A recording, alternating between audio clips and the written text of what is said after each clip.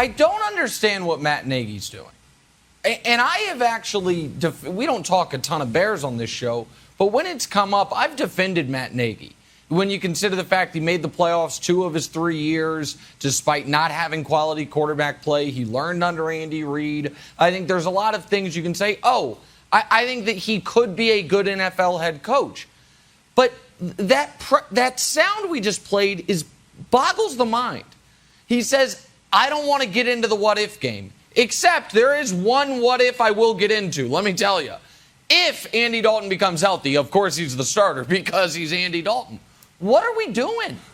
And if people didn't watch Bears-Bengals, I don't blame you. Not a great game. And if you don't have the ability to watch a bunch of games at once, that was probably not high up the hierarchy. And you just look at Justin Fields' numbers, you say, okay, he played terribly. But he rushed for the first down that essentially iced the game. And he made a throw that Andy Dalton simply hasn't made in 5 years that could have iced the game right here.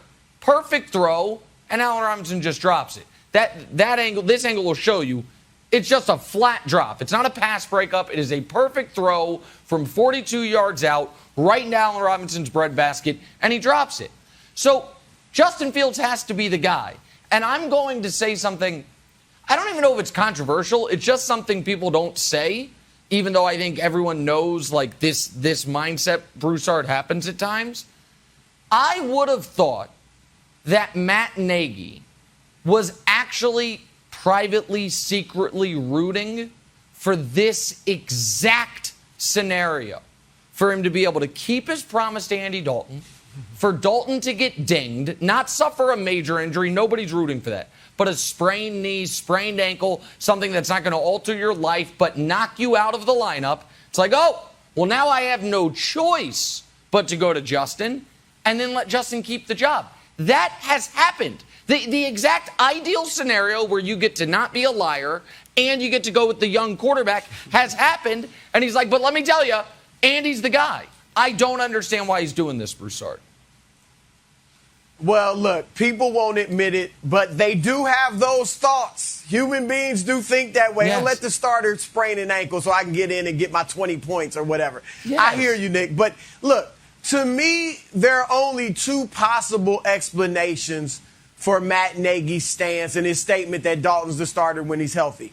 One, and I'm going to speak with some humility here.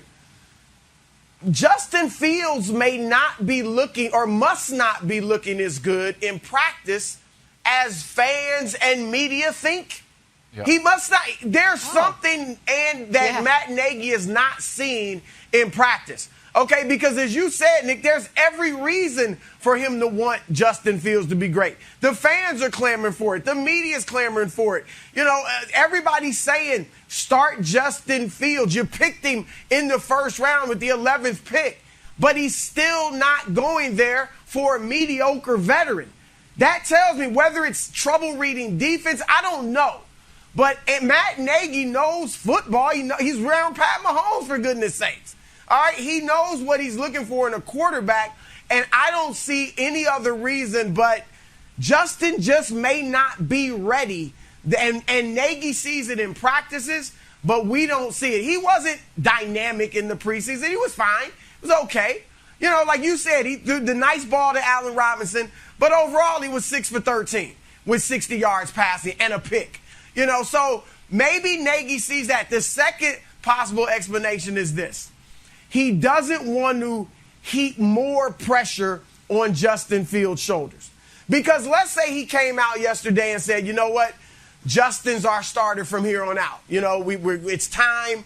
We're ready. He threw, you know, we saw some decent things against the Bengals that maybe you didn't see because of the numbers, but we thought he looked good. He's ready. Okay. And he gets out there in the next 2 or 3 games, struggles mightily.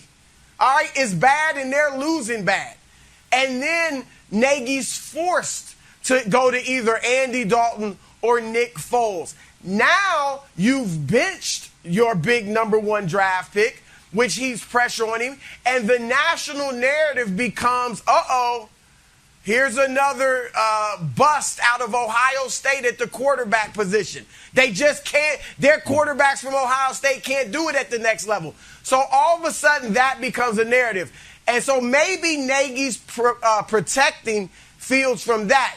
And, Nick, I'll say this. I have no doubt, there is no doubt in my mind, that if Fields goes out there and plays well, not awesome, but well, pretty good, looks good, shows some promise, and they're winning a decent amount, I think he'll remain the starter.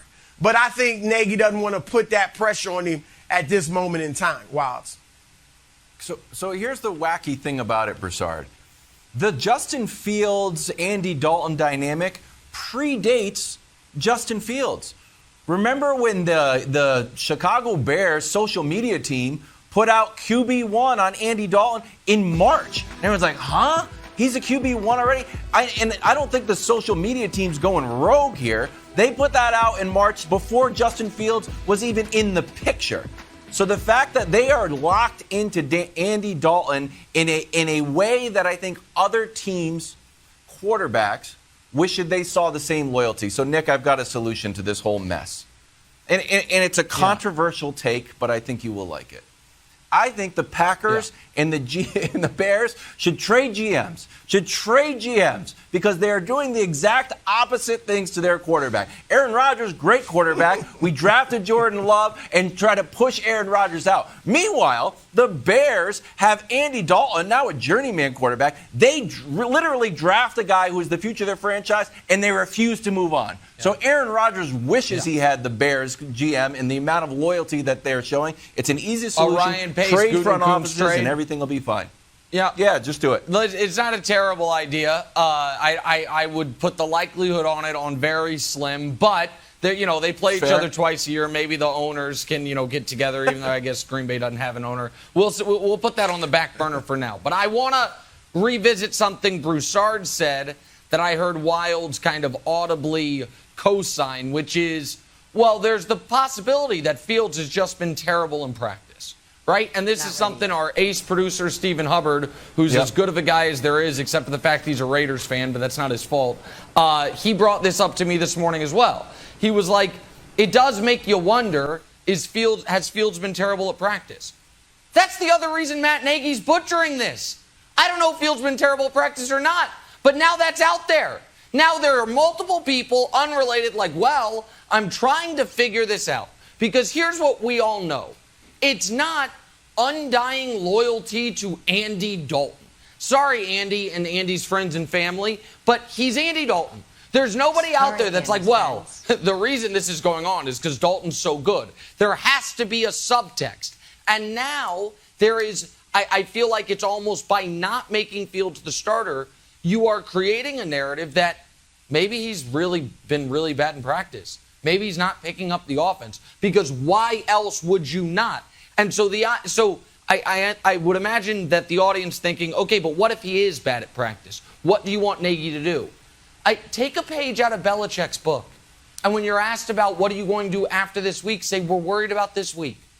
Justin Fields is our starter this week. What about when Andy gets healthy? Well, listen, we'll cross that bridge when we get there. We are focused. We are locked in on trying to, we got a huge opponent and the Browns coming up. We're focused on that. You don't have to continue to send these love sonnets to the future Andy Dalton. I don't get it. It just is baffling to me.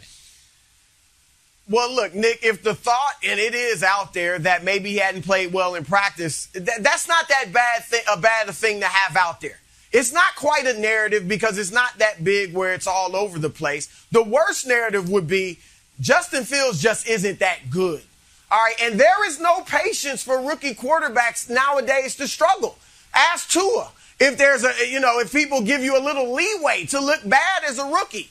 All right, they really don't. So there is no written rule that because you drafted a quarterback in the first round, he's got to start from day one. Your guy, Pat Mahomes, is exhibit A. Mahomes. All right, and so there's nothing wrong with having a guy not be ready his first year. Maybe he'll be ready the second year, and he's the better for it. So I just think this is, like I said, if Fields goes out and plays well, I think this will end up being a moot point because he will remain the starter. Thanks for watching. Subscribe here to get the latest from the show. Also, be sure to check out more of the best clips from First Things First, or go watch a few segments from our other shows on FS1.